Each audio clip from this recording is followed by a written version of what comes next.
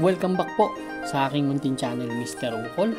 Nandito na naman po ang inyong lingkod para magbigay ng tips at giya para po sa araw ng Miyerkules, September 24. Medyo malapit na po October. Ang bilis ng panahon. Magpapasko na po. 2025. 7 karera pa rin tayo. Ang distansya natin medyo mahaba, kaya maganda ang karera, 1,400 meters. Alas 5 pa rin ang start. Bati tayo. Shoutout po Alfredo Libaw, Benedicto Salazar, Mr. Bobby Salso, salamat sa pag-iintay boss, Noisky Tuy Buen, Fernan Mijares, Julito Ireneo Jr., Mr. June Foss, yung mga miyembro natin dyan sa Tropang Diadista GC, si Boss Bong, admin namin, at Arlan Angeles, kay Joey, kay Boss Jawo, yan, kay Boss Carmelo, at kay Boss Chris Garcia. Shoutout sa inyo lahat.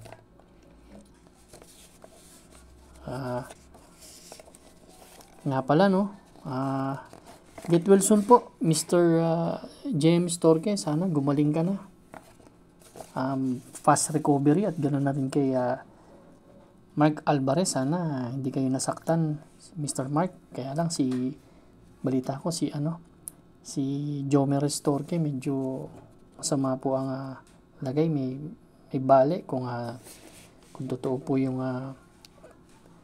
picture na nakita natin sa social media. Get well soon po. Tsaka nakikiusap po ako sa mga bayang karerista. Ilan lang naman, no? Kapag nahulog po ang hinete, medyo pag may galit sila, sinusumpa pa no?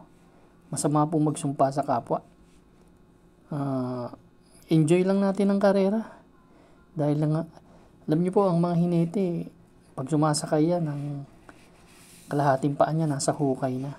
Kaya yung mga hinete, galangin natin dahil yan na nagbibigay ng saya sa atin kapalit ng kanilang buhay.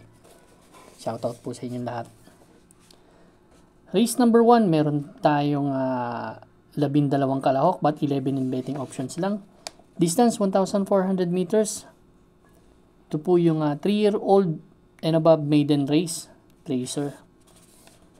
Dito ang first choice ko yung Uno Magnifico. Medyo lumalabas na yung buti ng kabayo. Si Uno Magnifico last September 17 lang. Medyo magaling lang nakalaban to. Nabalikan siya ni Cerveza. Nagtala ng 126.4. Same rider ang sasakay. Ang second choice ko po yung Habla Stable. Ito medyo matagal ng kabayo to, no? Si El Drownty. Medyo tumakbo ng mga stakes race pa tong kabayo na to. Pero ilan lang naman ang takbo nito. 2 lang yata na ang takbo nito. Last April 26 po ng tinakbo niyan kila Pine Nobu, kila Briglep Over, couple entry to ni Dress to Win na tumalo kay Cerveza. Malaking kabayo to. Yan ang aking second choice. Race number 1 po, ang first choice number 4, Uno Magnifico. Second choice po number 11, El Drownty. Good luck po. Race number 2 na po tayo, bayang karerista. Ito naman po yung ating Pick 6 event, cover si races 2 to 7. Meron po tayong 8 kalahok dito. Distansya po 1,400 meters ulit. 17 to 41 split ulit naman yung grupo na to. Dito medyo gusto ko si Golden 8. Tingin ko lang nakahanap ng magandang grupo na pwede na siyang manalo. Huling takbo nito last September 14 doon kila Caloocan Zap Modern Stroke. Siya po ang nagdala ng bandera doon pansamantala lang. Then kinuha ni Caloocan Zap nagdala ng 130 na fraction. Same rider ang sasakay, si Pabs Caballero. Ayan naman talaga ang hinete ngayon yan. Then last September 5, pang-apat dumating to, kay Marengo iikot lang. Nagdala ng 116.8 sa 1,200 meters. Medyo, tingin ko, dati naman mahusay naman tong kabayo na to. No? Medyo malaking kabayo. Kung hindi malulutya, tingin ko nakakalamang para sa akin. Kaya susuluhin ko po yung Golden 8. Pero kung may mga kurso na idagdag, kayo na po bahala. Solo po, Golden 8, number 5. Race number 3 na po tayo, bayang karista. Pick 5 event, covers races 3 to 7. Meron po tayong 8 kalahok, distansya 1,400 meters. Another 17 to 41 split na grupo. First choice po number 8, si Potential. Si Potential, medyo maganda na tinatakbo nito. Last September 7, kailan Maki Boy tumakbo to. Pang-apat dumating, nagtala ng 130. Ayan nga, ang hinete nun si Jomer Restorque pa. Sana makabalik si Jomer. Ngayon, Patricio Ramos Dilema na ang hinete. Medyo magaling din. Yan ang aking first choice. Ang ganda ng post position. Isang derimating kabayo.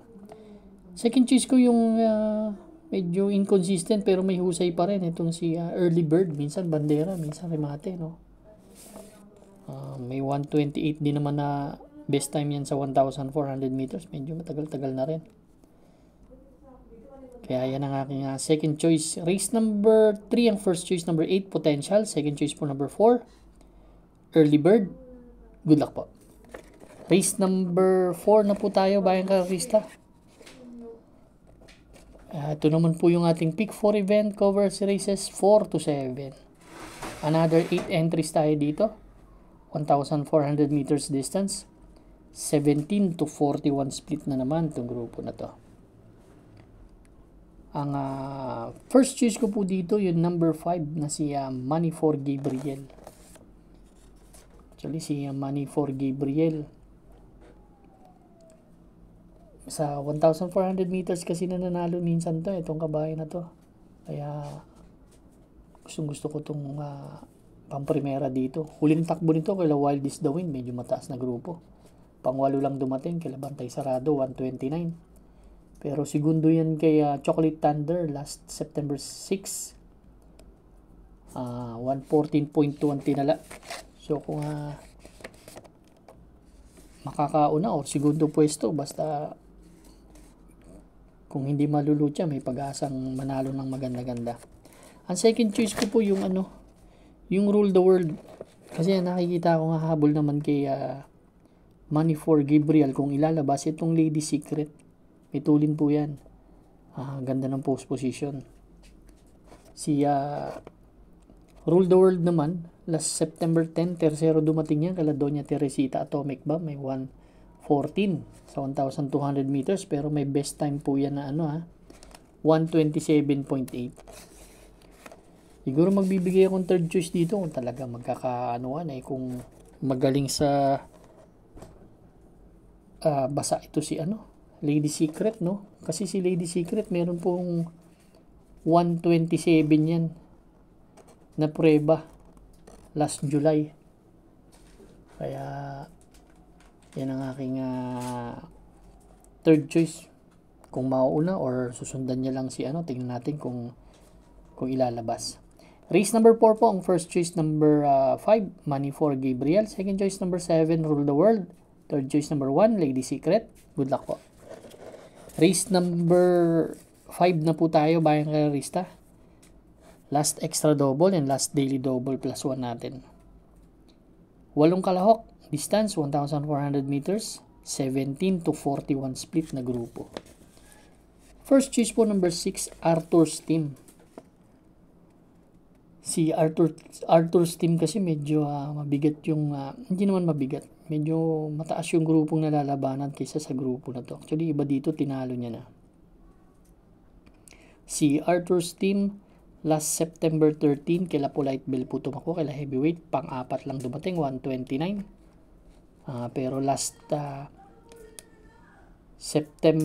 July 19, nanalo po yun kay Static, 127.8 po ang tinala niyan. Actually, nagtatala talaga ng 127 na fraction yan. Gusto ko pa hinete, RC Baldonido. Kasi nakikita ko, ang daming bandera. Dito si Giselle's Princess, Iceman, tsaka si Money for Sheltex. Yan. Ang second choice ko po yung number 2 si Sapin-Sapin na may 128 sa 1,200 meters. Itong kabayo na to, medyo malaki-laki din na kabayo. Di rin mate.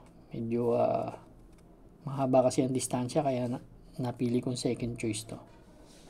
Race number 5 po, ang first choice number 6, Arthur's Team. Second choice po number 2, Sapin-Sapin. Good luck po.